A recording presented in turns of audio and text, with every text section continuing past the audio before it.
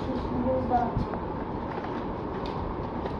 আফতাবনগর এলাকায় হচ্ছে হিজড়া চলাফেরা হচ্ছে। আপনাদের বাচ্চাদের নিয়ে একটু কম বের হবেন। আর হচ্ছে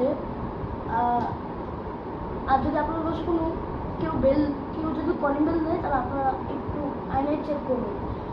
চেক করার পরে তাহলে আপনি একটু দেখবেন, মাঝে মাঝে চেক করবেন। আসলে যদি আপনাদের কোনো বাচ্চা বড় বাচ্চা হুটহাট খুলে দিলে তাহলে কিন্তু বিপদ আছে। চোর আসতে পারে, ইসরাও আসতে পারে।